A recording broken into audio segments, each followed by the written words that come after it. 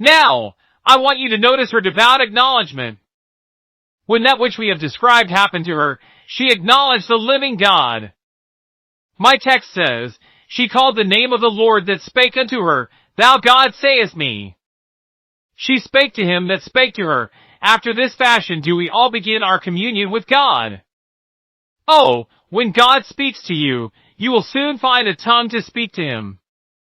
I do not mean when I speak to you in his name, for what am I?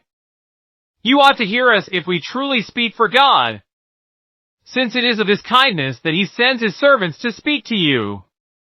But if the covenant angel comes himself, and if he speaks to the heart, then he unstops the deaf ear and looses the dumb tongue.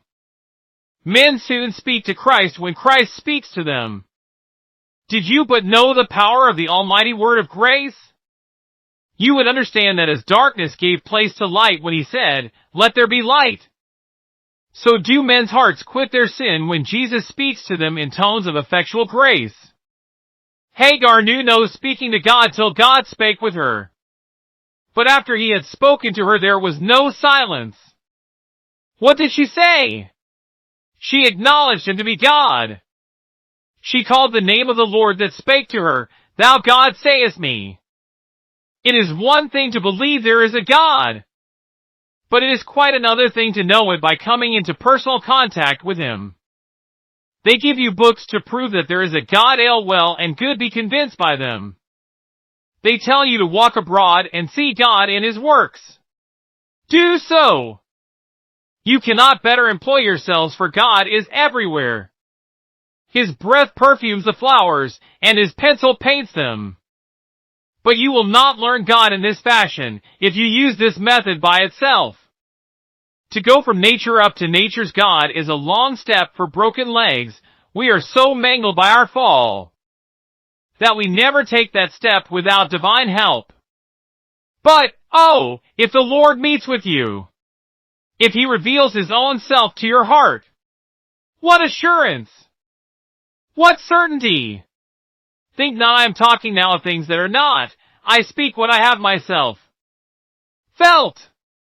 God has met with some of us as surely as ever one spirit has met with another. Men have so spoken to us at times that we can never forget their speech. But never has human voice come with such force as that of the Lord of hosts, the accents of whose words we shall hear as long as memory holds her place, and reason sits on her throne. We may forget the word of father, mother, wife, or friend, but not the voice of the God of love. When thou saidst, Seek ye my face, my heart said unto thee, Thy face, Lord, will I seek. None doubt the existence of God when God has come into contact with their spirit. When we have felt his power and tasted his love, and known his overwhelming influence, then have we said, Jehovah, he is the God. And we have bowed in solemn worship before him. I do not know that Hagar had ever thought of God before, but she discerns him now, and speaks wisely. No doubt she had heard of Jehovah, for she had joined in the devotions of Abraham's family. But now for the first time in her life she recognizes indeed, and of a truth, that the Lord lives for her, and therefore she speaks to him, and calls him the God that sees. Observe, dear friends, that she acknowledged his observant love. She could not help acknowledging it, for it flashed before her eyes. I do not think when she said, Thou God sayest me, that she meant merely that God is omniscient, and therefore that he saw her, but she meant this, Thou sayest me, with a special observation. Thou sayest me with eyes of tender concern and loving care. Thou knowest me in my adversity. She felt in her inmost soul that eyes of thoughtful love were fixed on her. Hagar, Sarai's maid, knew that she was specially under watchful care.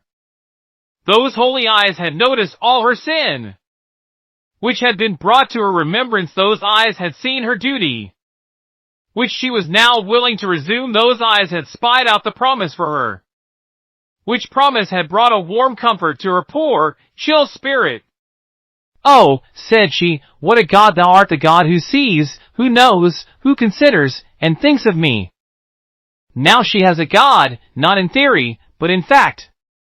You that only know God as one who made the heavens and earth, do not indeed know him at all. He must be personally a God to you, or he will not be your God at all.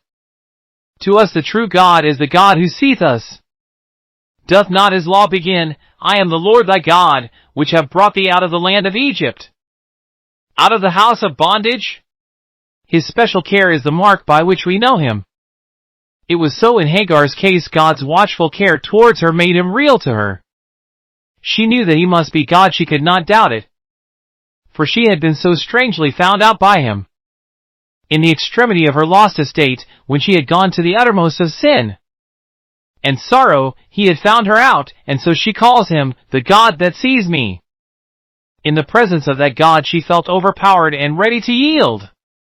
She was so overwhelmed that no rebellion remained within her. She girds her garments about her, and she makes the best of her way home to the tent of Sarai. Her mistress is hard, but sin is harder. She will go back and bear the reproach and rebuke, for she has a promise hidden in her heart to sustain her. She shall yet be the glad mother of a father of nations, who shall dwell in the presence of all his brethren. She returns surrounded with God. Bathed in the sense of the divine oversight, she resigns herself to her work. Though Abram should not encourage her, and Sarai should not acknowledge her, yet the Lord's eye would be upon her, and God's favor was preparing great things for her. Her heart was light within her, because of the divine favor, and in that spirit she was subdued unto the will of God. That is what I want to happen to many a poor soul this morning in a still fuller and more spiritual sense. Pray, you people of God, that it may be so. If you are here this morning, Mistress Sarah, let me put in a gentle word for your poor maid. If she does come back to you, do not treat her harshly again, do not drive her away again, but receive the runaway, and make the best of her. Let the past be buried. Say, if an angel has appeared to thee, and taught thee to know the Lord, I will gladly receive thee, and show the kindness of God unto thee. Let me now call to your notice the manifest amazement of this woman, for in her glad surprise she uttered a sentence which runs as follows, Have I also here looked after him that seeth me? This is a sentence very hard to be understood, not because it is hard to make out a meaning, but because it is so full of meaning. It reads like an oracle.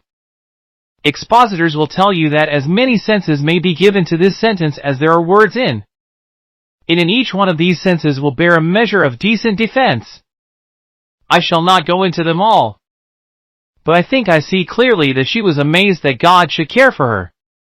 Thou God sayest me, Have I also here looked after him that seeth me? Does he see me? Do I see him?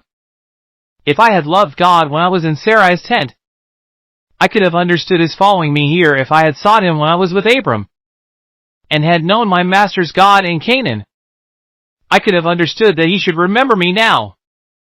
But I was a wild Egyptian, I would not bow my knee to Jehovah, no.